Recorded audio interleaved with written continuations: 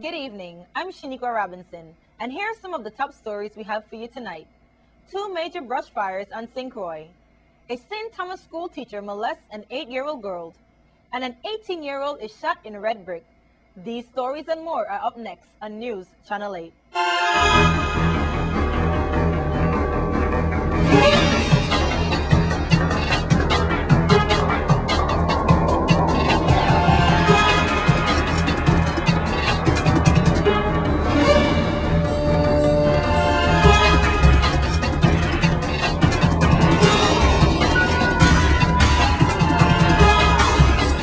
In our top story tonight, two major brush fires have destroyed hundreds of acres on the east end island of St. Croix, including the Hay Penny Beach as well. News Channel 8 West Malls filed this report. Thank you very much. Deputy Chief, who's actually acting Fire Chief Angel Torres. Hundreds of acres are burning. We have two situations, and he's going to tell us what's going on. Sir, please help us out here. All right, Wes. Good afternoon. Presently, what we have here is two working brush fire. One at the Hay Penny area, and one also in the Botsburg area, East End. Unknown how they got it started, but at the present time, we have extended all our manpower. We had to call out a few of our guys, From Frederickstead. So we have everybody, Ovenza. Ovenza also, assisting us. They're standby. They're not actually in action right now, but they are here in support in the event that we, need their help. But presently we have all our guys out there fighting hard, working hard, and hopefully we get this under control within an hour or two. All right. Any advice for the motoring public, especially tonight as they go to the casino tonight, perhaps? I understand WAPA poles could have been down. Is that true, sir? Can you help us with that? Coming over the past weekend, we've been having high winds and been causing a lot of arcing with the wires, WAPA poles. So a lot of fires have could possibly started because of the arcing of the wires.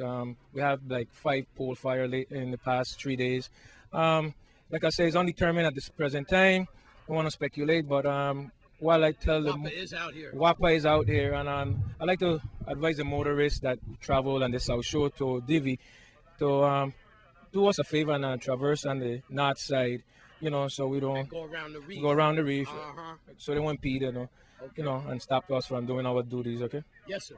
He's very busy. Thank you very much. He's Acting Chief Angel Torres. If you're just joining us, here's what we know. In the estate Bettsburg area, that went up in smoke, brush fires. We also understand it was so windy, could have been WAPA poles igniting. I got to tell you, as you look at the brush, it has not rained very good lately, and you could see from west to east that fires could start. Don't throw cigarettes out your window, anything like that. Watch it how you burn your garbage. You also are looking at footage that we shot earlier today of the flames and the smoke. If you have respiratory problems, you need to stay indoors from this area all the way going out towards DV. Use the do's and don'ts. Bronchial asthma, anything like that. For now, that's all we have. Two major brush fires towards the east end, Hay Penny, and then the east end of St. Croix. Angel Torres, thank you very much. And very important, no fatalities, no injuries from the public or his firefighters. But you can look at his eyes. These guys have been out here fighting this fire, and I just pray to God that no one gets hurt. At Hay Penny, another breaking story exclusive on News Channel 8. I'm Wes Small. Thanks, Fire Chief Torres. In other news, an 18-year-old boy was shot and grazed last night in the D. Hamilton Jackson housing community. Here's Melody Rames with more. Police on St. Croix are investigating a third-degree assault that occurred just before 8 p.m. on Monday, February 28th, at the D. Hamilton Jackson housing community. An 18-year-old man received a non-fatal gunshot wound during the incident. According to the police report, the victim was walking in the area when an unknown suspect wearing dark clothing and a mask over his face got out of a vehicle and fired several shots at him. The bullet grazed the victim on the left side of his back, and he was transported to the Governor Juan F. Louis Hospital and Medical Center for treatment.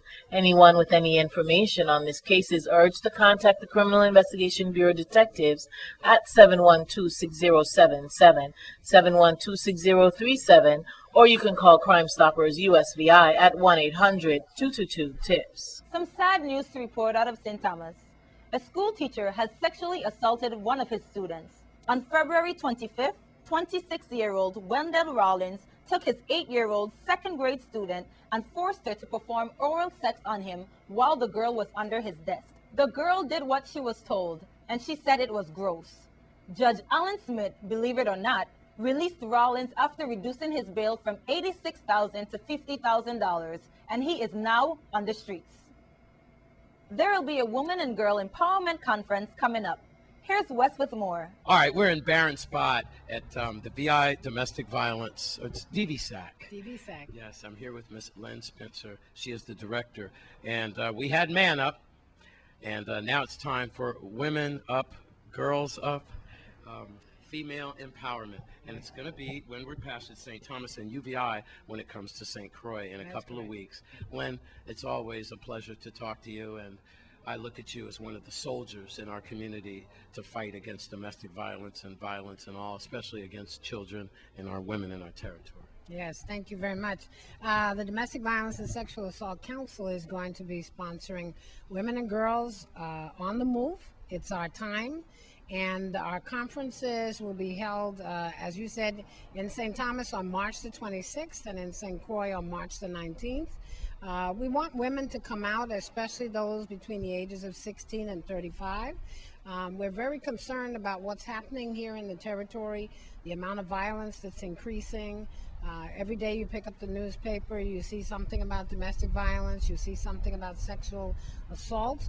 We're very concerned about the challenges that women and girls are facing right now, and we'd like to address some of that information with them, but we would also like to talk to them about all the things that they can potentially do in their personal lives, what their future might be professionally, what they're doing with their families, and what they can do for our community. And we believe that, you know, women are the silent partners. They don't say much, but they keep things going in our community.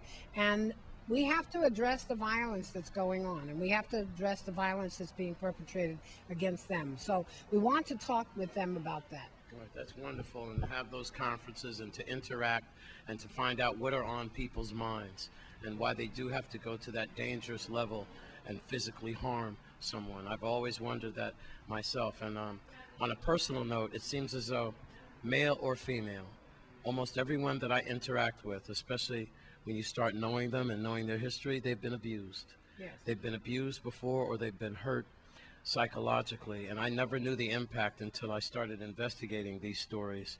But Lynn, congratulations to you and your staff, and please promise me that when those 2 weeks come about, you'll come on again, and then we'll keep you posted. Of course, we'll be there, and we'll be showing segments of that presentation. Thank you. Well, let me give you just a little bit more information.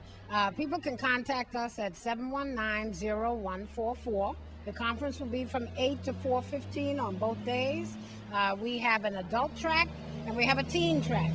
And we will allow young girls to come as young as 11, but they must have a parental consent form if they're going to attend the conference and hear the information that we're going to give out, because we want to make sure the parents agree and we'll let them listen. We also have a special track for people who right now may be going through a lot of changes. And there are a lot of people out there in the community that are struggling. We want to talk to those women. We have a special track for them where we're going to be talking about very practical suggestions about how they can deal with what's going on in their lives right now. They just need to tell us that they want to attend that special track.